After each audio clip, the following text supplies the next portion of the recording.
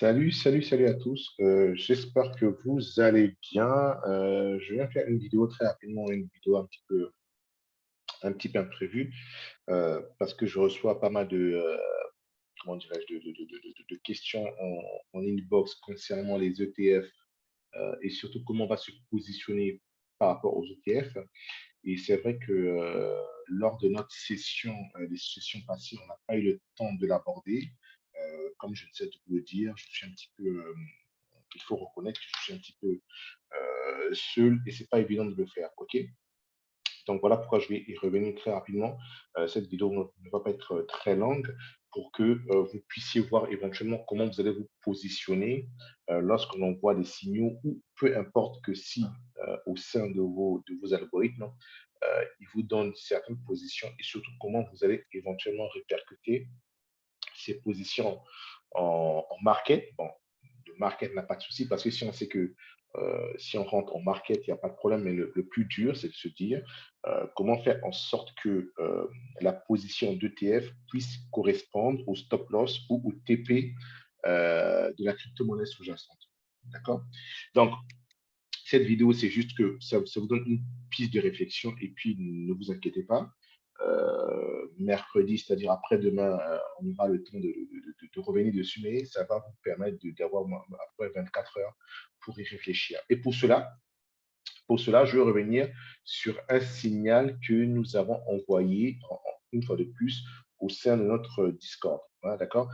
Comme je ne sais te le dire, les Discords, tu en présentes, tout le monde peut venir le tester. Hein. Donc, ce ne sont pas des plateformes où où il faut avoir un bac plus 5, bac plus 6, ou bien où il faut être un ingénieur de je ne sais pas quoi. Tout le monde peut éventuellement venir tester et on peut discuter parce qu'une fois de plus, bien que à notre humble niveau, on essaie de construire des choses pour éventuellement essayer d'avancer. Le trading, comme je essaie de le dire, c'est un instrument que je maîtrise, mais bien que je le maîtrise, j'ai besoin d'avoir des retours par rapport aux solutions que nous proposons. OK? Dans cet exemple, par exemple, je vais prendre un petit signal qu'on a balancé aujourd'hui à 10h14, qui était tout simplement d'acheter le STX. OK, je ne vais pas rentrer dans les détails. Pour ceux qui ont des algos, lorsque j'envoie ça à 10h14, ils savent comment se positionner. Comprenez que ce sont des outils, il va falloir que vous ayez le temps d'apprendre, à moins que vous mettez de l'argent sur des plateformes qui vont vous générer un certain profit, mais vous ne savez pas comment ces plateformes fonctionnent.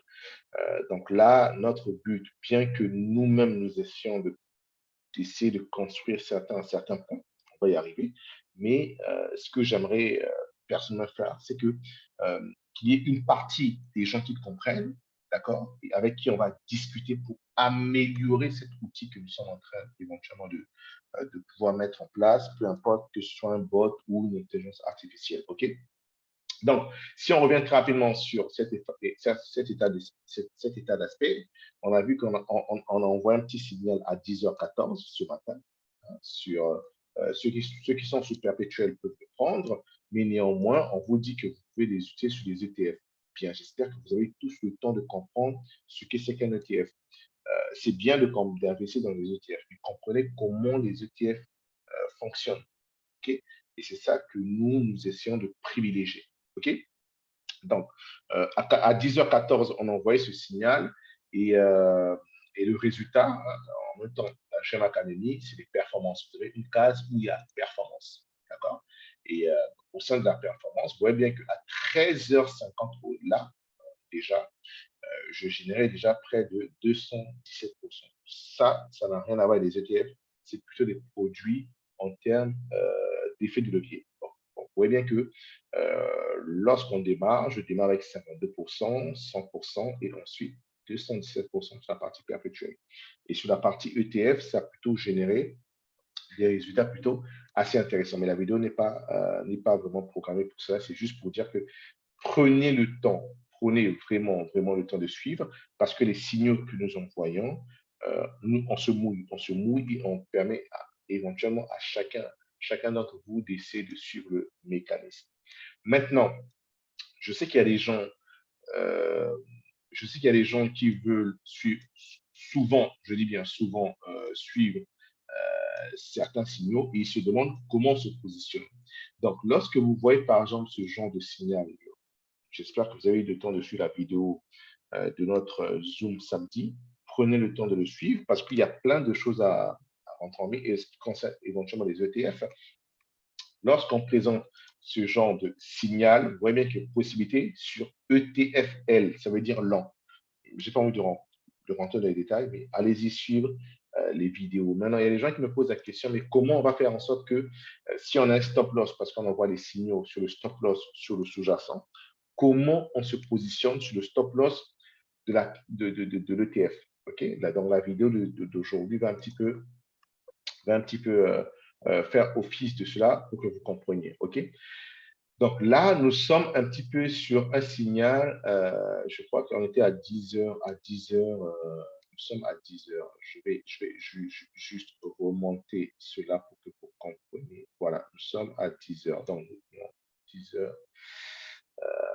Nous sommes un petit peu à ce niveau. OK? Donc là, vous voyez que nous sommes sur du, quand on dit perpétuel ou on dit spot, c'est exactement la même chose. Donc, nous sommes sur des produits qui n'ont pas d'effet de levier en temps normal. Okay? Donc, lorsqu'on envoie ce signal, nous sommes exactement sur cette bougie à 10h, 10h, on peut dire 10h, 10h30, okay? Approximatif.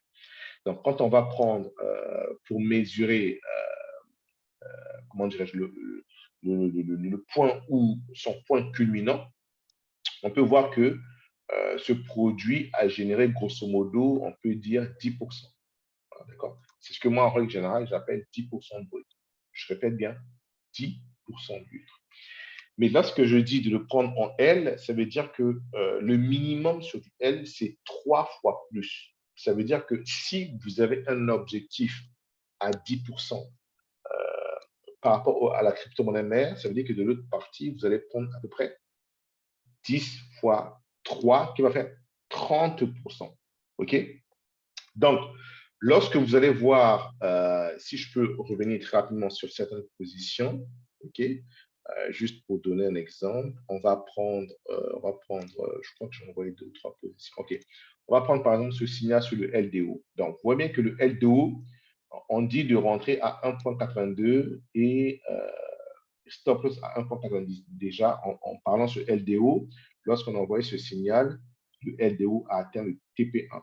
Donc, ça veut dire que ceux qui vont initier le LDO en leverage, pas en leverage, mais en ETF, si vous prenez 1,82 qui correspond éventuellement au point d'entrée jusqu'à 1,90, ben là, vous allez voir que vous avez peut-être 1 ou 2% en stop loss. Là, nous sommes sur du spot, mais si vous êtes sur du 3 fois, ben, il va falloir comprendre que si vous prenez un stop loss à 1 ou à 2%, ça serait soit des stop loss de 3 ou à 6%. OK? Donc, j'espère que vous comprenez un petit peu ce que je veux dire dans ce sens. Donc, si on revient, par exemple, sur du Bitcoin, OK, je vais essayer très rapidement de montrer le Bitcoin. Hein, c'est juste vraiment un exemple pour que vous compreniez comment on peut éventuellement se positionner. Donc, si nous avons, là, nous avons un Bitcoin à 27 492. Tiens, très bien, ça c'est plutôt intéressant. Bien, donc, on veut rentrer maintenant. On veut rentrer maintenant à 27 484. Donc, ça veut dire que vous allez arriver ici, juste à gauche. Vous prenez cet outil qui intervalle de prix. Cliquez dessus. Vous mettez cet outil au niveau de votre prix d'entrée. Hein, ça peut être market ou ça peut être limite, peu importe. Et après, une fois que vous cliquez dessus, vous le mettez à votre stop loss. D'accord? Là, vous pouvez voir que là, si on le met à notre stop loss, en spot, on perd 1 point. Donc, je vais arrondir, on perd 1%. 1%. Donc, ça veut dire quoi? Ça veut dire que ceux qui vont pouvoir prendre le BTC sur spot, ils perdront que 1%. Bon, ceux qui vont prendre le BTC sur perpétuel, vous savez comment ça fonctionne. Et par contre, ceux qui vont prendre le BTC 3L, parce que ce qui est intéressant sur MEX, nous avons des BTC 3L et nous avons des BTC 5L. Une fois de plus, cette vidéo est censée est vraiment dirigée à ceux qui comprennent la différence entre les 3L et les 5L. Et ceux qui ne savent pas, c'est très simple, rejoignez notre académie pour que vous puissiez comprendre. Donc, pour ceux qui vont utiliser par exemple le BTC 3L, votre stop loss ne sera pas à 1% du BTC USDT 3L, mais sera à 3 fois 1%. Donc, ça veut dire que le stop loss sera à 3%. OK? Et ceux qui vont utiliser le 5L, en ce moment, le stop loss sera à 3 fois 1%, qui est du 5L, donc ce serait à 5%. OK?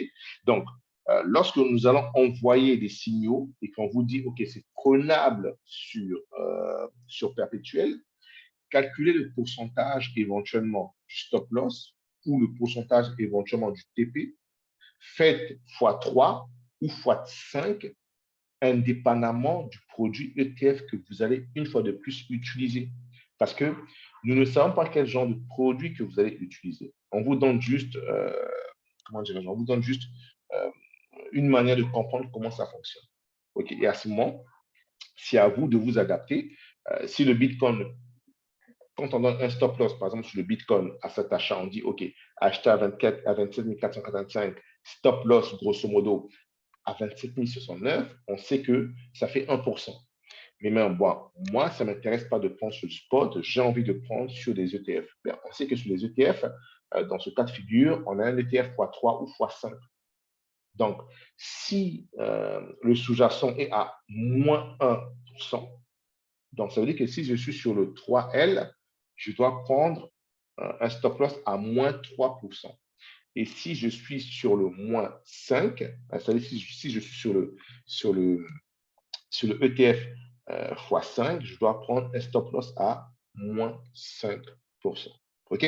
Donc, regardez cette vidéo et on va revenir dessus mercredi pour qu'on puisse en discuter, mais c'est exactement la même chose. Ça veut dire que si le TP là, on voit que le TP1 ici, selon nos algorithmes, est sur un TP1 ici, donc on le rapporte là, c'est un point d'entrée. Si on le rapporte par rapport à notre point d'entrée, on voit que notre TP et le TP1 est grosso modo à 0,78. Donc, ça, c'est pas intéressant. Donc, 0,80. Donc, vous allez faire 0,80 multiplié par 3 ou par 5 selon l'ETF que vous allez éventuellement prendre. Et si on va jusqu'au TP2, vous voyez que le TP2, on est sur du 2%. Donc, si la crypto-mère fait 2% et que vous prenez du 3L, à ce moment, ce serait du 6% que vous allez générer.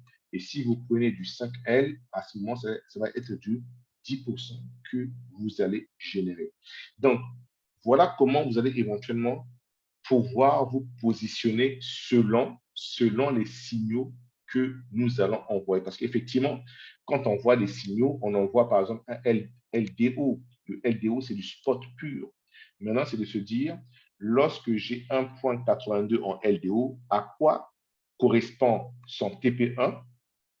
D'accord? Donc, le prix d'entrée du LDO et le prix d'entrée du TP1 vont peut-être vous générer 2%. Mais si vous êtes sur, là, vous comprenez bien que c'est du short. OK, on peut le voir très bien ici. C'est du short. OK? Donc, pour ceux qui ont suivi, on a touché le TP1 et puis on a géré les profits. Mais là, tout de suite, lorsque vous êtes sur du short, quel ETF allez-vous prendre? Ben, vous savez bien que vous allez acheter du S. OK? Donc, c'est de se dire que si, lorsque je reçois ce signal à 1,82, le LDO sur l'USDT en spot, lorsque je prends le point d'entrée et mon TP1, à quoi cela va correspondre si je décide d'acheter du LDO S? Donc, ce que vous faites, c'est que vous calculez le pourcentage entre 1,82 et 1,76. Si ce pourcentage en termes de gain vous rapporte 1,5 ou 1,2, ben, vous le multipliez par le 3 fois ou le 5. Bon, le LDO, par exemple, c'est x3. Donc, là, par exemple, si on prend 1,82 à 1,576 qui nous génère, je vais juste arrondir, 1% de gain, Ça veut dire que si je prends son ETF, hein, ça va me générer 3%. OK? Donc, voilà un petit peu, c'est comme ça que c'est comme ça que vous basez. Et pour cela, c'est très simple. Vous utilisez cet outil. Vous venez ici, vous voyez, 1, 2, 3, 4, 5, 6, 7. Vous venez ici et vous cliquez sur l'outil intervalle de prix. D'accord? Et vous vous positionnez sur la crypto-monnaie mère pour que vous calculiez quelle est la perte éventuellement en stop loss, hein, moins, et quel est le TP en plus.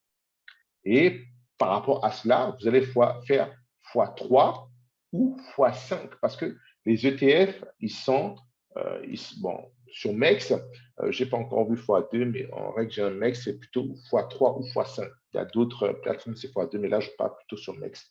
Donc, si vous calculez le stop loss qu'on envoie les signaux, parce qu'on va toujours envoyer des signaux sur la crypto-monnaie mère. Donc, si le stop loss est à 2%, par exemple, sur le Bitcoin, vous savez bien que sur le Bitcoin, vous pouvez prendre éventuellement des ETF x3 ou x5. Donc, si vous prenez un ETF x3, OK, et que le stop loss est à moins 2%, ça veut dire que vous, en prenant ce ETF, vous ne risquez pas moins 2%, mais vous risquez 6%. 3 fois 2, 6%. Maintenant, si vous faites l'erreur de prendre un ETF de x5, vous comprenez bien que là, en ce moment, si la crypto-mère perd 2%, vous, en contrepartie, vous perdez 10%. OK? Donc, pour ça, c'est très simple. Utilisez cet outil de intervalle de prix. Donc, ça, c'est une première vidéo. Regardez les signaux qu'on va vous envoyer et par la suite, on pourra en discuter à travers éventuellement nos sessions de Zoom. Mercredi, on a plutôt une session de Zoom ce mercredi, ça veut dire après-demain. Samedi, je ne sais pas, mais bon, prenez le temps de regarder cette vidéo et on pourra éventuellement en revenir dessus ce mercredi. Donc voilà, je ne voulais pas faire en sorte que cette vidéo soit longue, mais regardez-la et je sais qu'il y a pas mal d'informations encore à prendre en ligne de mire, mais vous êtes sur le bon chemin. Allez, prenez soin de vous et on se dit à après-demain. Bye bye.